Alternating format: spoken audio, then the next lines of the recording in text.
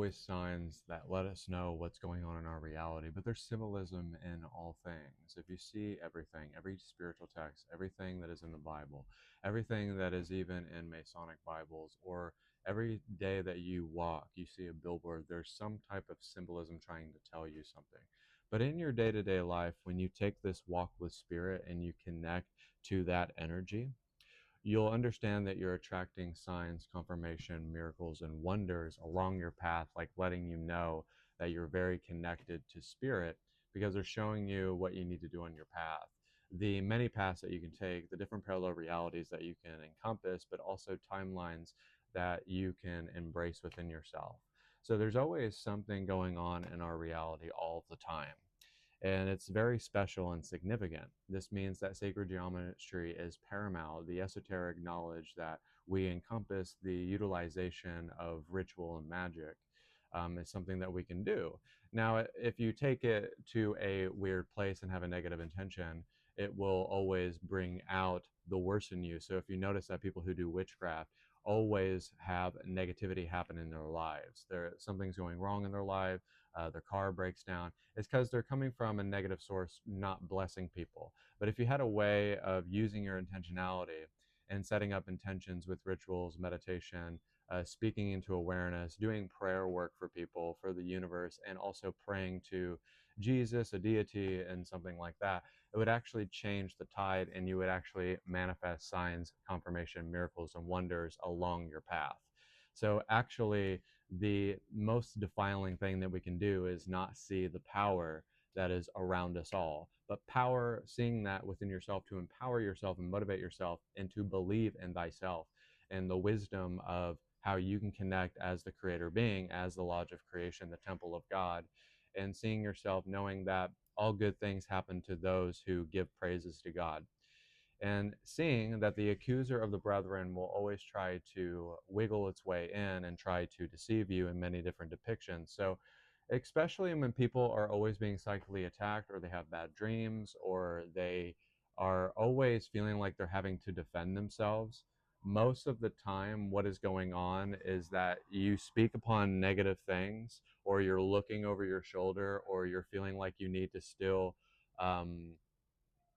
Try to ratify what you did in your past instances and who you were in the past self, when in all actuality, all you have to do is never look over your shoulder and know that you've been reborn again and that you have been saved. So a lot of people will think that this message is controversial, and I think that this video is probably going to go down as one of my best videos. So this understanding of this kind of way of seeing, is that a lot of people are going to think that you're channeling from a different standpoint. Yes, we should bring awareness or exposure to things that are going on in the world. But if we focus on that negativity, we're actually adding fuel to the fire. And I can tell you countless times, the only times that when I am giving information, when I'm giving something that is negative, it's only to teach and demonstrate. But when people focus mostly on the negativity itself, they are always going to have repercussions. There's always going to be banana peels in their reality. There's always going to be something that happens to them. And they're always going to say, like, oh, I'm being attacked all the time. Most of the time, if you live with the open windows of heaven, and if you have the doors of source laid at your feet, there's no reason why you should worry. And most people that live in this way don't worry about things like that. And most of the time, when people are living in grace, they're not looking over their shoulder. They don't walk out of their house and think something's going to happen to them. But most of the time, what I want you guys to really get with this message is that I'm not trying to sell you something. I'm trying to give you a gift of sacred geometry, and seeing that everything has symbolism. And if you follow that symbolism, if you follow the signs, confirmation, miracles, and wonders along your path, God will, but don't solely rely on that. Solely rely on your intuition and your intellect and the connection that you can bring within that. So everything, the way that a house is measured, the way that a screen in a movie theater is measured, everything has sacred geometry. And I've literally been in a movie theater when I watched like Nosferatu and saw Jesus and my mom and sister hanging on one side, and two vampires staring up at me, trying to mess with me and trying to make jokes at me while I was watching the movie.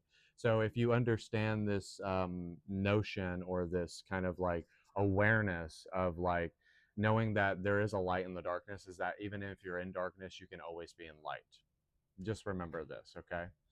So if you feel like you're always haunted, or you feel like your past mistakes define you, or you're still feeling like you have to transcend and transcend and transcend, you're always going to be in a state of lack, and you're always going to be living in the past, and you're always going to be lingering within the future and the past instead of being in the present. And that's what I feel with a lot of anointed people and chosen people, because there are chosen people in the Christian faith and the Buddhist faith and spirituality and psychic mediums. There are people that are Christians who watch my videos all the time and get something out of them. So we're all brothers and sisters in one way, shape, or form.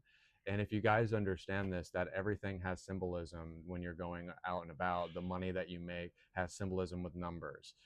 Everything that you do, even when you like meet people along your path and something synchronistic happens, or maybe you are going throughout your day and things just happen to manifest or generate out of your reality. I want you to understand that it's not just happening just from happenstance. And a lot of people think that they have 500 guides or something like that, which is totally insane. You don't have 500 guides. You mainly have like 12 guides, mostly. Maybe 20 is what I'm hearing. But also, a lot of the times when people are hearing from like Jesus, they're not even checking themselves. And most of the time, I've never let my intuition become astray, ever. Like, I've never doubted my intuition, and I've said things to people, and they have absolutely happened in their lives. And I've said even things to people that have pissed them off, and it has absolutely happened. So if you ever think that someone who's intuitive is just blowing smoke up your rear end, I'm here to tell you that that's not the case. And everything that we're going through is a battle, but also, even in the world of politics, there's a war going on. They're trying to see if we're going in the middle. So it's kind of like this understanding that there is something going on in our reality. There's a channel, there's a divine channel of like who we are. And so I got tired of my mic being on my shirt. And one of the things that is pretty bizarre is that we're still sitting in judgment of each other. And also, people who have committed acts of lust are still feeling like they have to keep like redeeming themselves. Um, and here's the thing: if you've never been a denier of God, you're pretty much okay. Okay. It's kind of like in the show Supernatural, where Dean denied God. Well, he got harsh reflections for that, and a lot of people who are very anointed and stuff like that, they've denied God, and so they're still feeling like they're having to pay for that, and you don't have to. Um, and I just want you guys to understand this. And I know I say that all the time, but I say that with care and dignity and preservation of my soul. Is that most of the time people are channeling God. Most people are really, really good. And really, it's the acts and the ungodliness of this world that commit people to channel something untowards. But most of the time, people are channeling good stuff. Most people are good. The bum on the street who's really fucked up is very good human being, and connected to source, and can give you the life changing message that you're looking for.